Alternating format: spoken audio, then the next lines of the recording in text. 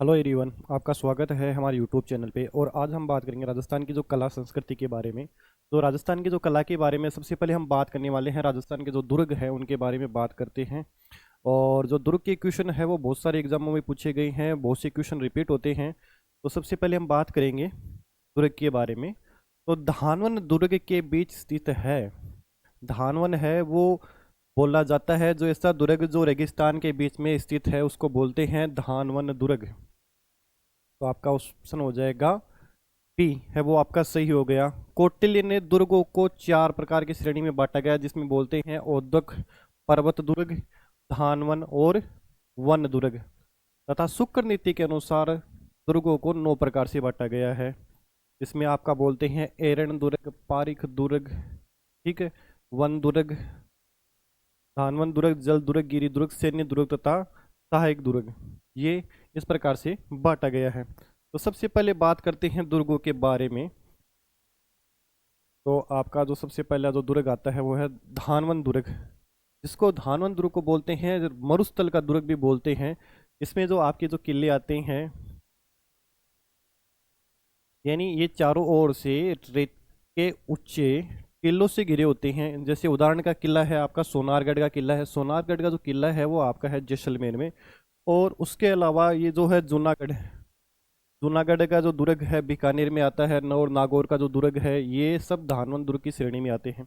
उसके बाद में बात करेंगे हम एरण दुर्ग। ऐसे दुर्ग जिसके चारों ओर खाई हो तथा कांटिले कांटे हो तथा कठोर पत्थरों पर निर्मित होता है। जैसे रणथंभौर का जो दुर्ग है वो उसको बोलते हैं आपका एरण दुर्ग की श्रेणी में आता है, ठीक है।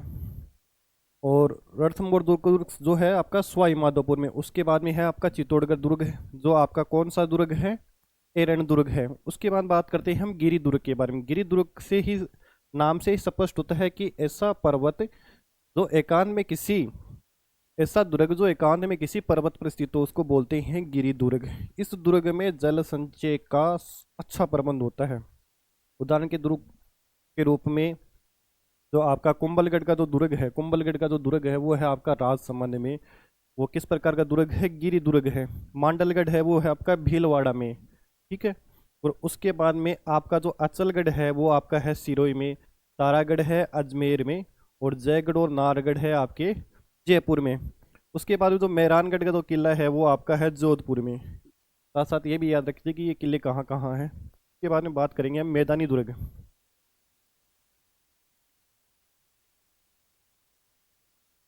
मैदानी दुर्ग की बात करते हैं कि जिन स्थानों पर अरावली पर्वत की श्रेणियां नहीं है, जिन स्थानों पर अरावली पर्वत की श्रेणियां नहीं है वहां भूमि दुर्ग बनाए गए हैं। यह दुर्ग समतल मैदान पर बने होते हैं। मैदानी दुर्ग से ही स्पष्ट होता है कि ऐसे दुर्ग जो समतल जगह पे बनाए गए हो उसे बोलते हैं मैदानी दुर्ग। जैसे जो आपका है एक लोहागढ़ है। लोहागढ़ है आपका कहाँ पर है, भरतपुर में है, ठीक है। उसके बाद में जूनागढ़, जूनागढ़ पहले भी आया था, बीकानेर में है। धारागढ़ ये है आपका है चूमू में।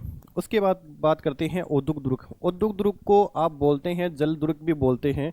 औद्योगिक दुर्ग को ऐसे दुर्ग जिसके चारों ओर पानी से घिरे होते हैं। जैसे आपका जो गागरोन का किला है, गागरोन का किला कहाँ पर है, झालावाड़ में। वो आपका औद्योगिक दुर्ग की श्रेणी में आता है। उसके बाद में आपका जो भैंसरोडगढ़, भैंसरोडगढ़ है आपका चित्तौड़ में। और एक है आपका कोसवर्धन, कोसवर्धन है आपका बारा में। ये किले कौन से हैं, ये है आपके जल दुर्ग हैं। उसके बाद हम बात करेंगे वन दुर्ग के बारे में। तो वन दुर्ग की श्रेणी में संगन बीड़ में बना हुआ दुर्ग क्या कहलाता है, वन दुर्ग कहलाता है। जैसे जो आपका जो सिवाना का दुर्ग है वह कौन सा दुर्ग है, वन दुर्ग है। पारिक दुर्ग, वह दुर्ग जिसके चारों ओर बहुत बड़ी खाई हो। पारिक यानी खाई। ऐसा दुर्ग जिसके चारों ओर बहुत बड़ी खाई हो उसे बोलते हैं पारिक दुर्ग। जैसे आपका जो भरतपुर का दुर्ग है वो कौन सा दुर्ग है, पारिक दुर्ग है। बीकानेर का जो है जूनागढ़ इसी श्रेणी के दुर्ग है। फिर आते हैं पारिद दुर्ग। जिन दुर्गों के चारों ओर क्या होता है, बड़ी बड़ी दीवारों का परकोटा हो उसे बोलते हैं पारिद। परिधि, पारिद, दुर्ग, ठीक है, जिसके चारों ओर बड़ी बड़ी दीवार हो। इस श्रेणी में चित्तौड़ का, बीकानेर और जैसलमेर आदि दुर्ग इस श्रेणी में आते हैं। ठीक है, तो रिपीट करेंगे एक बार फिर से। धानवन दुर्ग, धानवन जो मरुस्थल में बने हुए उनको बोलते हैं धानवन दुर्ग। गिरी दुर्ग जो पर्वत पे बने हुए गिरी दुर्ग। एरण दुर्ग जो कंटीले जो चारों ओर खाई हो जिसके और कंटीले रस्तों पे बने हो उसको बोलते हैं एरण दुर्ग। गिरी पहाड़ पे बने दुर्ग। मैदानी दुर्ग जो समतल मैदान में बने हुए समतल भूमि पे बने उसे बोलते हैं मैदानी दुर्ग। उसके बाद में उद्दक दुर्ग, उद्दक को बोलते हैं जल दुर्ग। ऐसे दुर्ग जिसके जो जल से चारों ओर जल से घिरे हुए हैं उसको बोलते हैं उद्दक दुर्ग। ठीक है, अब हम करेंगे क्वेश्चन जो एग्जाम में आए हुए हैं।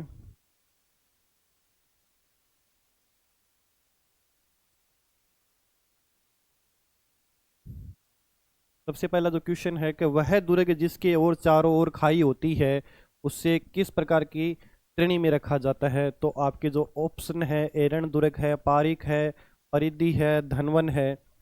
ठीक है, तो ये होगा आपका पारीक दुर्ग। जिसके चारों ओर खाई हो उसे बोलते हैं पारीक। ठीक है,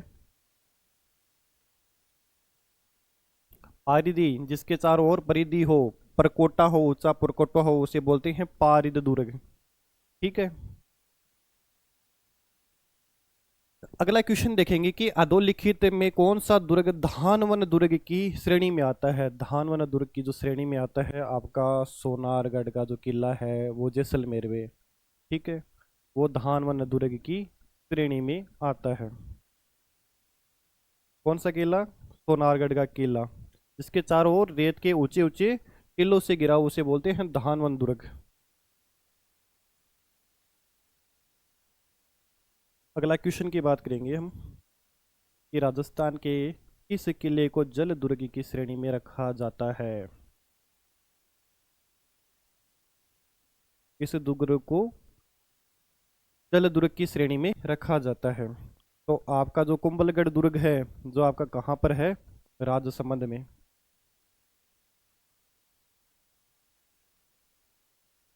कुंभल दुर्ग कहाँ पर है? राजसमंद में। जो कैसा प्रकार का दुर्ग है? ये है आपका धानवन दुर्ग। उसके बाद में बात करते हैं मेहरानगढ़ का। मेहरानगढ़ का जो किला है वो है आपका जोधपुर में। कहाँ पर है? जोधपुर में। गागरोन का किला, गागरोन का किला कहाँ पर है? झालावाड़ में। तो ये आपका जो गागरोन का किला है झालावाड़ वाला ये आपका जल दुर्ग की श्रेणी में आता है।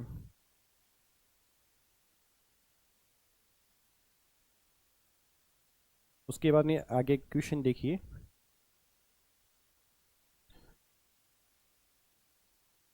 गागरोन का किला किस श्रेणी में आता है?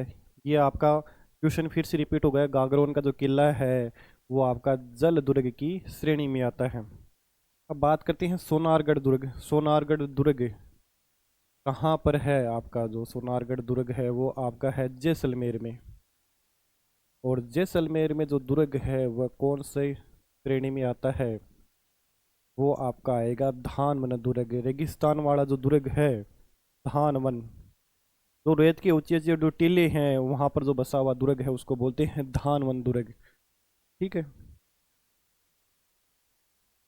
आगे देखेंगे हम।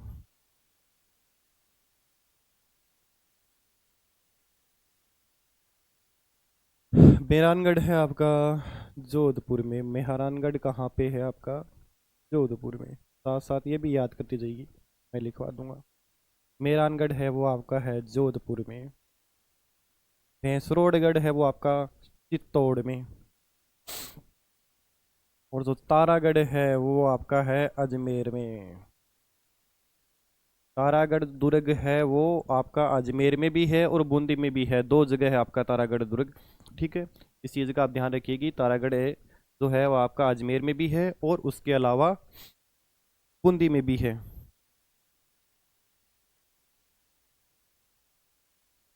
आगे देखेंगे हम क्वेश्चन। उद्दक दुर्ग से अभिप्राय है ऐसा दुर्ग, उद्दुग दुर्ग जिसको बोलते हैं जल दुर्ग। जिसमें आपका जो था मैंने बताया था पिछले क्वेश्चन में, जो गागरोन का किला था वो आपका कौन सा था, उद्दक दुर्ग की श्रेणी में आता था। तो आपका सही आंसर हो जाएगा जल दुर्ग।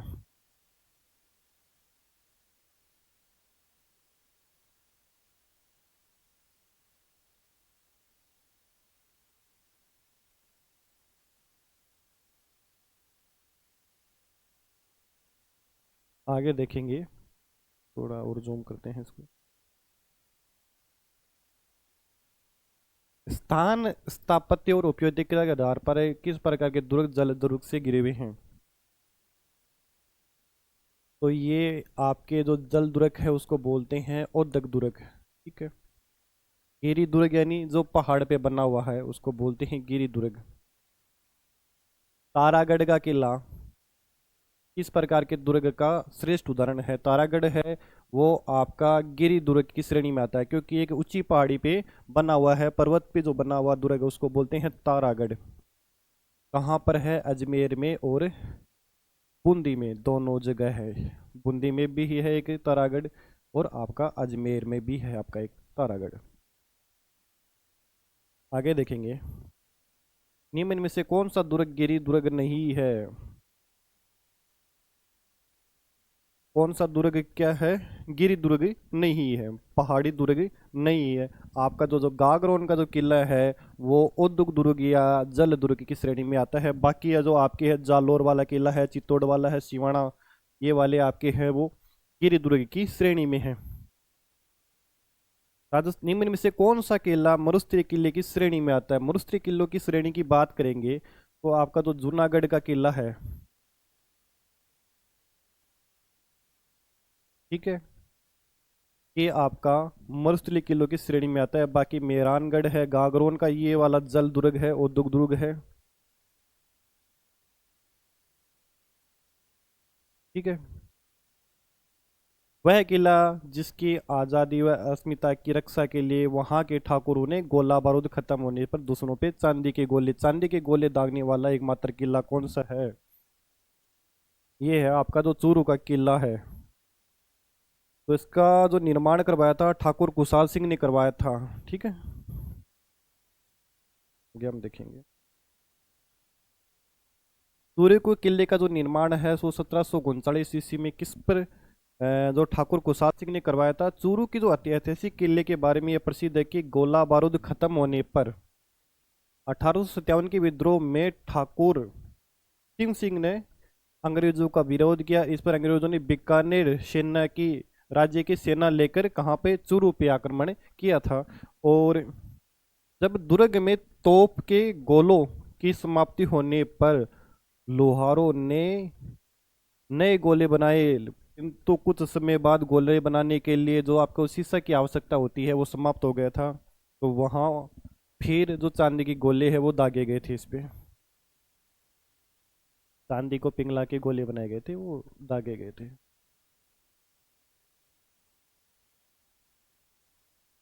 दुर्ग का जो निर्माण है वो 1739 में किसने करवाया था। वो आपका करवाया था कल्याण ठाकुर कुशाल सिंह ने। ठाकुर कुशाल सिंह ने।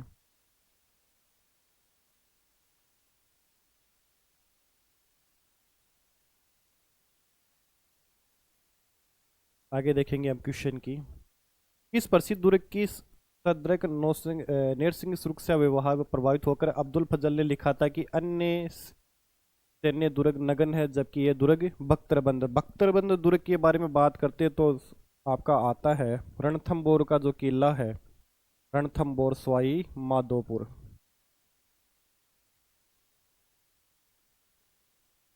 जहाँ पर त्रिनेत्र गणेश जी का भी मंदिर है।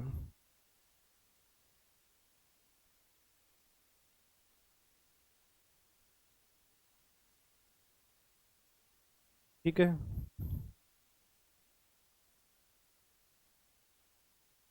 आगे हम देखेंगे इसकी जो परिभाषा है।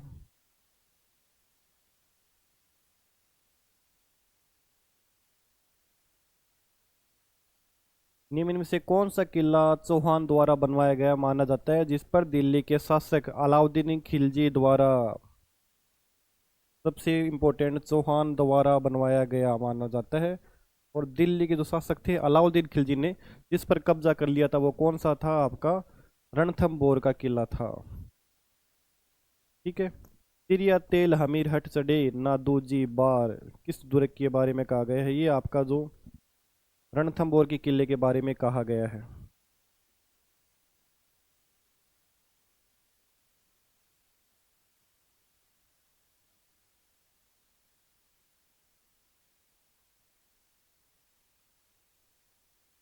आगे देखेंगे हम।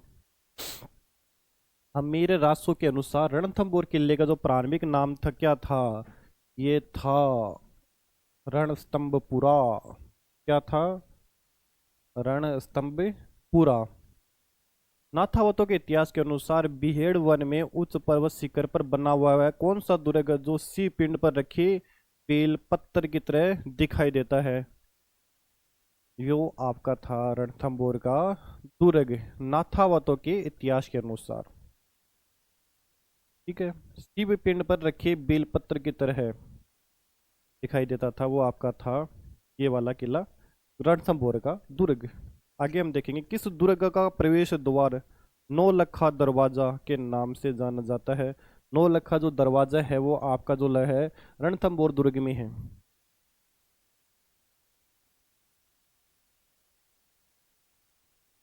आगे देखेंगे हम।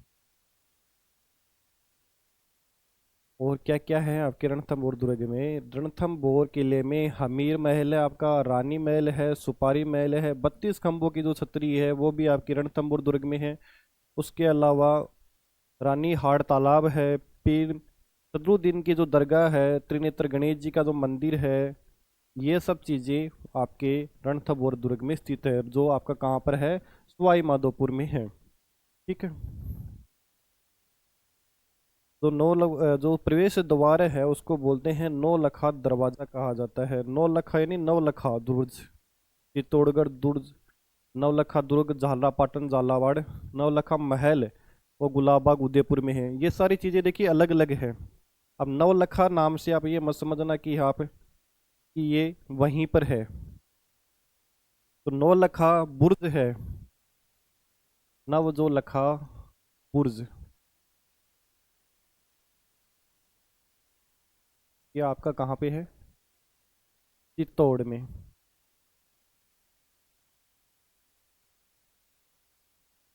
ठीक है। और नवलखा जो दुर्ग है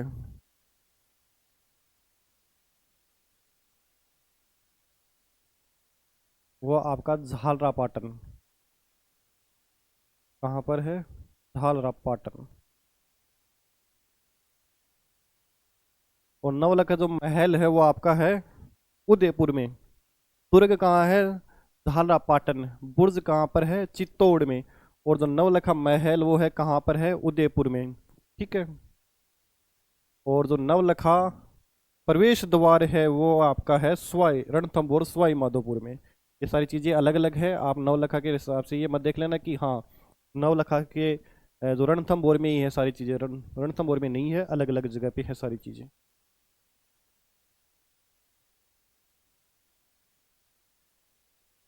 राजस्थान के किस गढ़ को धारागढ़ के नाम से भी जाना जाता है, धारागढ़ के नाम से बोलते हैं, वो बोलते हैं आपका चोमुआगढ़, जो आपका कहाँ पर है, जयपुर ग्रामीण में है रघुनाथगढ़। वह धाराधरगढ़ नाम से प्रसिद्ध ठाकुर करण सिंह द्वारा जो इसका जो निर्माण करवाया था वो 1595 ईस्वी में से लेके 97 में निर्मित चोमू जयपुर में स्थित किला है ये चोमुआगढ़, नाम से पता चलता है चोमुआगढ़ जयपुर। आगे देखेंगे हम।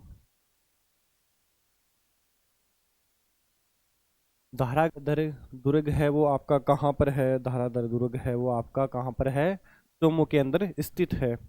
इसका निर्माण किसने करवाया था, देखिए।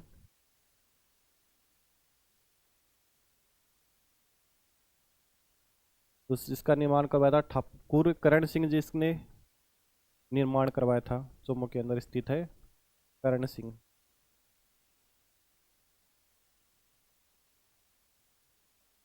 भटनेर का किला, भटनेर का जो किला है वो आपका कहाँ पर है? भटनेर का जो किला है वो आपका हनुमानगढ़ में है। कहाँ पर है? भटनेर का जो दुर्ग है वो आपका कहाँ पर है? हनुमानगढ़ में। घग्गर नदी के जो तट पर स्थित है ये। कौन सी नदी के तट पर? घग्गर नदी के। सबसे प्राचीन किलों का निर्माण श्री कृष्ण की 9वीं पीढ़ी में जन्मे जैसलमेर के भाटी राजा के पुत्र भूपंत ने अपने पिता की स्मृति में 295 ईस्वी में का जो निर्माण करवाया गया था। इस दुर्ग के बारे में तैमूर ने अपनी आत्मकथा, कौन सी आत्मकथा थी? तुजुके तैमूरी। किसने लिखी थी? तैमूर ने। तुजुके तैमूरी में यहाँ ये लिखा गया है कि मैंने इतना मजबूत व सुरक्षित किला पूरे हिंदुस्तान में कहीं नहीं देखा। वर्तमान में ये धानवंत दुर्ग व जर्जर अवस्था में है। पटने का जो दुर्ग है आपका हनुमानगढ़ में। ठीक है। पटनेर दुर्ग का जो निर्माण करता वो कौन था? राजा भूपत सिंह। 2021 में आया हुआ है वीडियो के एग्जाम में भी कि जो बटनेर दुर्ग के जो निर्माण करता वो कौन थे? राजा भूपंत सिंह। बाला किला, बाला किला बोलते हैं, बाला है अलवर। बाला किला अलवर में स्थित है। बाला अलवर।